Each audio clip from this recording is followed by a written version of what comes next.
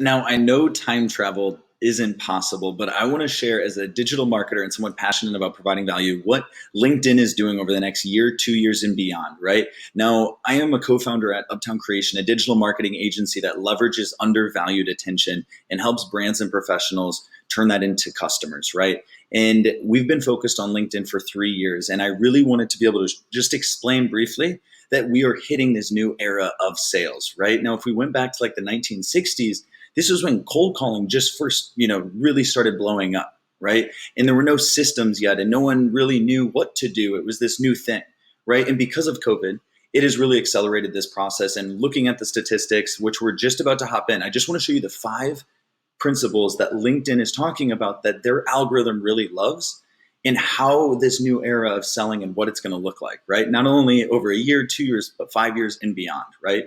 And now this is called what you're going to hear a lot. And so I'd write this down and dent it in your brain, right?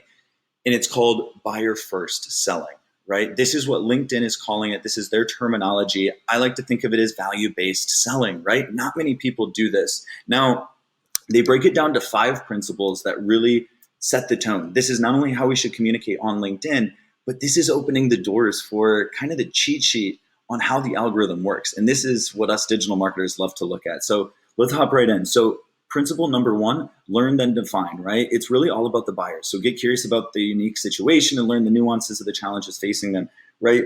To me, it really speaks to active listening, right? And in sales, we talk about don't hear, listen, right? We're not thinking of how to use this how to handle this objection, right? And thinking about what we should say when they're done talking, right? But in reality, if we're actively listening, we're sitting there and we're fully present with them.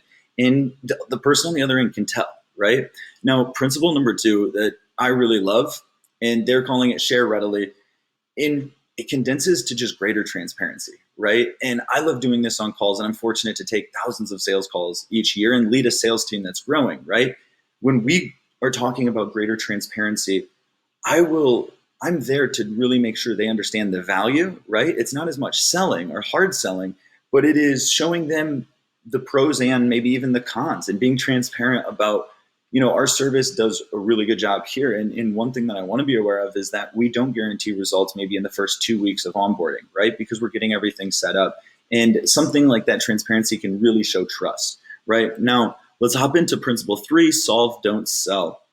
Now, condense this, it's really about being a genuine problem solver, right? Now, if you're watching this video, you're probably on LinkedIn and you're trying to leverage it, or maybe you're trying to look for more customers. So when we're a genuine problem solver, we don't have time to be salesy, right? And people on the other end know that. No one likes feeling uncomfortable or feeling like they're being interrogated by a salesperson. And then in the back of their mind, it's like, when is this person about to pitch me? And it makes it awkward, and people aren't present, and it's very ineffective, right?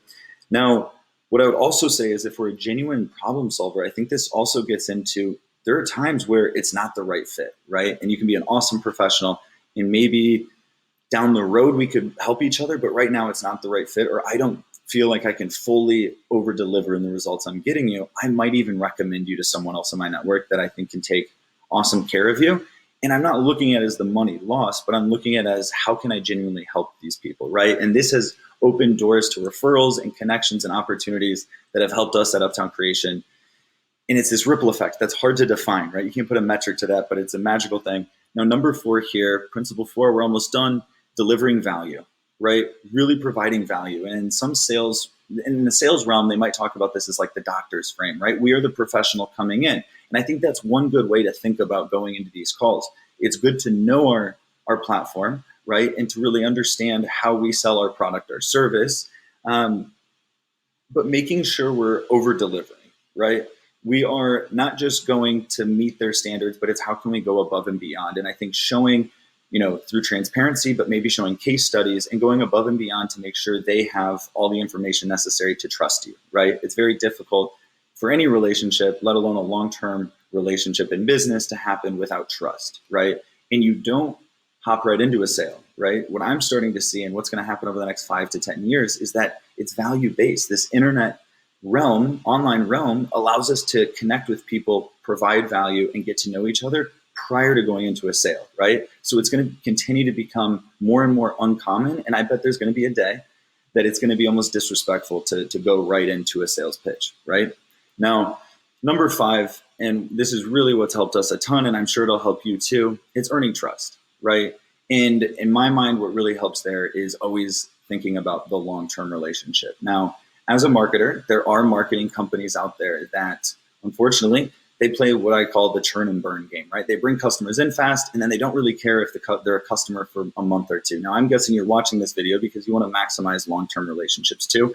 I go into every call and every conversation on LinkedIn, whether I'm messaging on my phone or in Sales Navigator, and I'm thinking, how can I provide this person value over the long term, right? And when I'm thinking long term, I'm not thinking, how can I sell this person today? But it might not make sense to become a client of ours today, right? It might be 6 months down the road. So I might connect you with someone that can help you today. And those kinds of relationships just have magical ROIs, right? That can't really be tracked by our CRM or our traditional metrics. So what I really want to hit home, these are the five principles. I highly recommend looking into these and diving into them more, right? These are the five tricks and five types of ways that LinkedIn wants to encourage us salespeople to communicate. And it's, again, value first. And I highly recommend attempting it. And I know for us, it is providing unbelievable results. We'll see you on the inside.